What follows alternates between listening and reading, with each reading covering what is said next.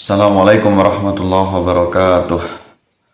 Alhamdulillahilladzi arsala rasulahu bil huda wa dinil haqq liyudhhirahu 'ala ad-dini kullihi wa kafa billahi syahida. Asyhadu an la ilaha illallah wahdahu la syarika lahu wa asyhadu anna Muhammadan abduhu wa rasuluh. Allahumma shalli 'ala sayyidina Muhammad wa 'ala ali sayyidina Muhammad wa ali ashabihi wa li dzurriyyatihi wa man tabi'ahum bi ihsan ila yaumiddin.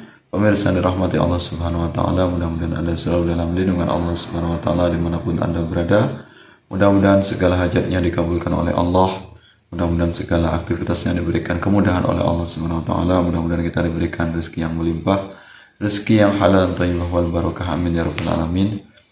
Pada kesempatan yang sangat berbahagia ini kita akan membahas tentang bagaimana tata cara memandikan jenazah sesuai dengan sunnah Rasulullah sallallahu alaihi wasallam. Ya, tentunya ada banyak cara orang ini melakukan praktik memandikan jenazah. Ya, tentunya memandikan jenazah ini termasuk rangkaian yang wajib untuk kita lakukan terhadap mayit, ya, yang disebut dengan fardu kifayah. Ya, selain memandikan, tentunya juga mengkafani, kemudian menyolatkan dan menguburkannya. Nah, ini yang bagian kita memandikannya. Ini paling tidak ada dua cara, ya, dua cara dalam memandikan jenazah. Yang pertama adalah cara minimal atau cara praktis atau cara simpel atau cara singkat, ya. Ini cara singkat yang tentunya cara ini dengan prinsip yang penting sudah gugur kewajiban, atau yang penting dia sudah sah dihukumi, sudah dimandikan, ya. Nah, ini cara yang pertama ini sebagaimana disampaikan oleh Syekh Salim bin Sumair Al-Hadrami, yaitu dalam kitab Safinatun Najjah. Ini apa yang beliau sampaikan. Paling sedikit memandikan mayit adalah dengan meratakan air ke seluruh anggota badan. Jadi yang paling singkat atau paling sedikit atau minimalis adalah dengan kita siramkan seluruh merata ke seluruh tubuh jenazah, dari atas rambut sampai ke bagian kaki semuanya merata. Itu sudah dihukumi sebagai memandikan jenazah yang sah. Jadi kalau kita menggunakan prinsip yang penting sah, ini menggunakan cara yang minimalis, yaitu kita ratakan semuanya ke dalam ke seluruh anggota tubuh jenazah. Ini cara cepat dengan prinsip gugur kewajiban memandikan jenazah. Nah, kemudian yang kedua, ini masih menurut Syekh Salim Sumair, ini cara maksimal atau cara yang memang ini sesuai dengan sunnah Rasulullah Sallallahu Alaihi Wasallam. Nah, ini yang beliau sampaikan. Dan sempurnanya memandikan jenazah adalah membasuh kedua pantatnya, menghilangkan kotoran dari hidungnya, kemudian mewudukannya, menggosok badannya dengan daun bidara, dan mengguyurnya dengan air sebanyak 3 kali. Jadi ini bukan hanya sekedar kita siramkan air ke tubuh jenazah, tapi juga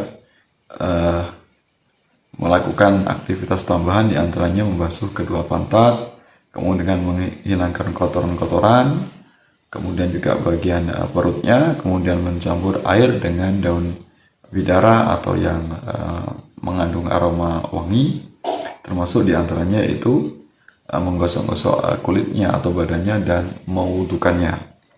Dan ini dilakukan sebanyak 3 kali. Ya, ini artinya sesuai dengan sunnah Rasulullah Sallallahu Alaihi Wasallam.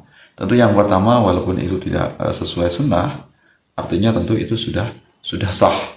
Artinya sudah layak ketika kita menggunakan praktik yang cara pertama. Tapi kalau kita ingin menggunakan cara yang maksimal, dan tentu ini adalah lebih afdal tentunya kalau kita sanggup atau kita bisa dengan persediaan air yang banyak sehingga bisa 3 kali, kemudian juga ada aroma wangian menggunakan daun sidr atau bidara atau sabun dan sebagainya, ya.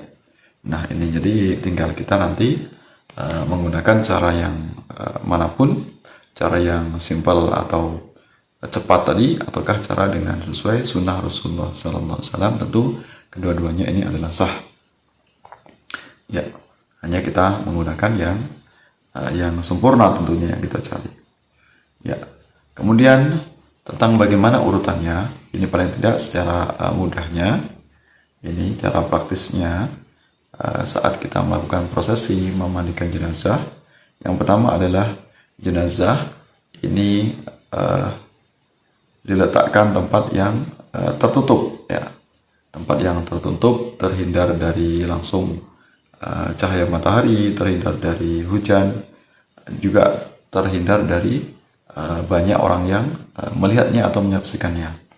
Memang yang utamanya adalah ketika ada orang yang memandikan jenazah ini bukan dikerumuni, bukan untuk ditonton, ya, karena memandikan jenazah ini adalah bagian dari fardu kifayah, kewajiban bagi sebagian umat Islam, sehingga yang lain ini gugur kewajibannya. Jadi bukan tontonan, apalagi misalnya kalau sampai jenazah ini terbuka, tersingkap auratnya, ini sangat tidak diperbolehkan. Maka sebaiknya para pentakziah untuk tidak menonton saat prosesi memandikan jenazah, ya, kecuali yang memang ikut di situ adalah yang mahram atau yang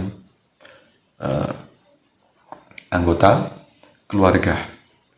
Nah, itu yang pertama, jenazah diletakkan di tempat yang tertutup saat dimandikan. Yang kedua, ini juga saat memandikan ini tidak terbuka auratnya, artinya harus ada penghalang atau penutup saat dimandikan, baik itu menggunakan kain yang lebar, jarik, dan sebagainya. Yang penting jenazahnya ini tidak tersingkap, tidak terbuka secara langsung auratnya, ya, sehingga dalam keadaan tetap tertutup walaupun dia sudah menjadi jenazah atau mayit, ya, walaupun yang menyaksikan ini juga anggota keluarga, tetap untuk ditutup auratnya.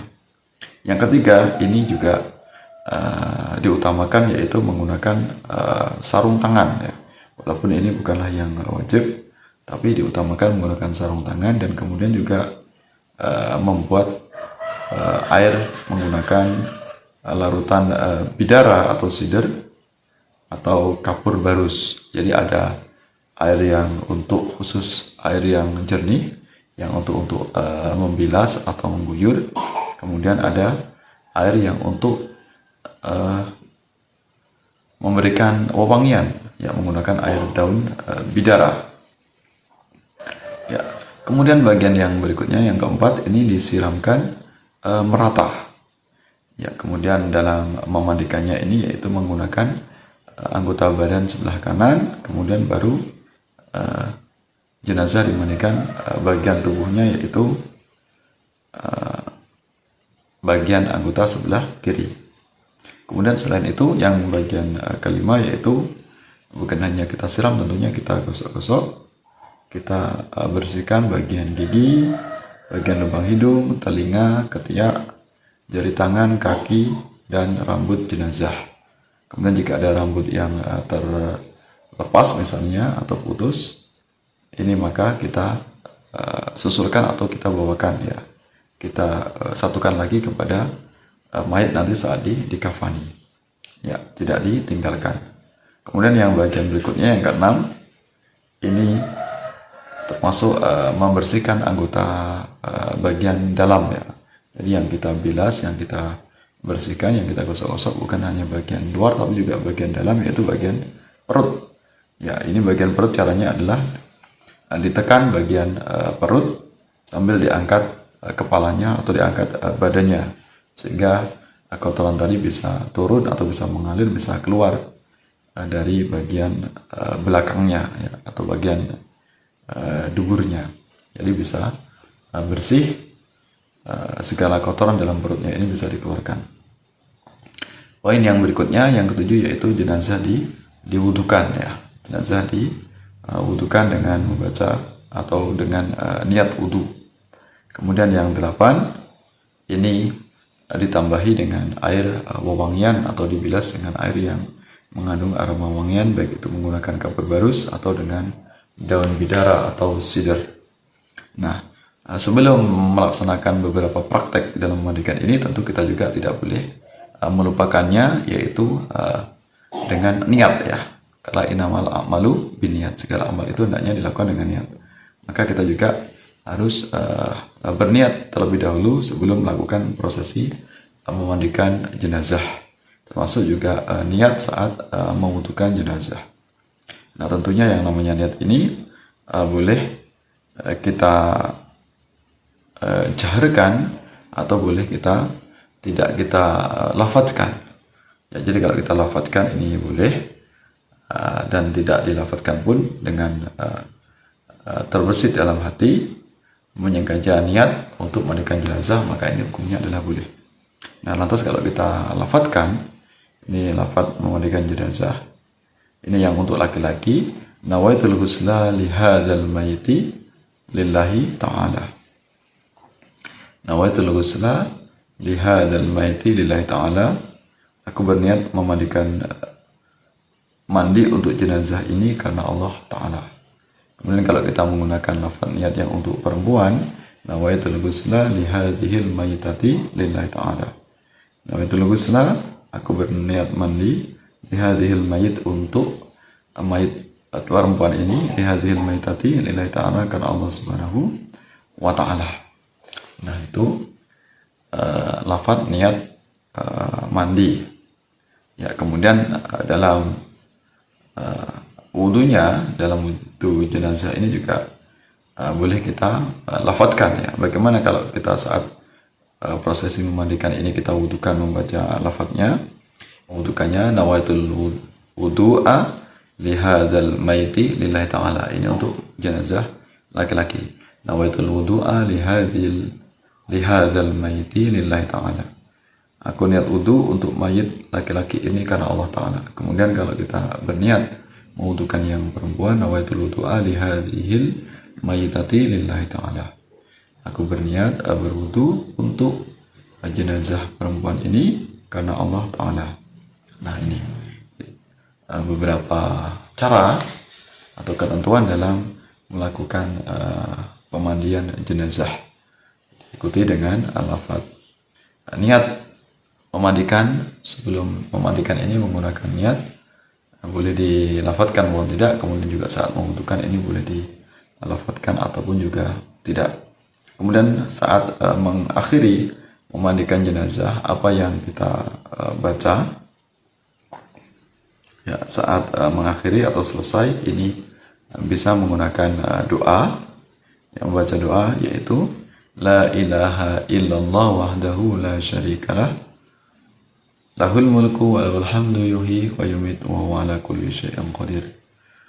La ilaha illallah, tidak ada Tuhan selain Allah, wahdahu la syarikalah, yang Maha Esa tidak ada sekutu baginya, lahul mulku, baginya segala kerajaan, wa lahul hamdu, dan segala baginya pujian, yuhyi wa yumiit, yang menghidupkan dan yang mematikan, wa huwa ala kulli syai'in qadir, dan dia Maha Kuasa atas segala sesuatu.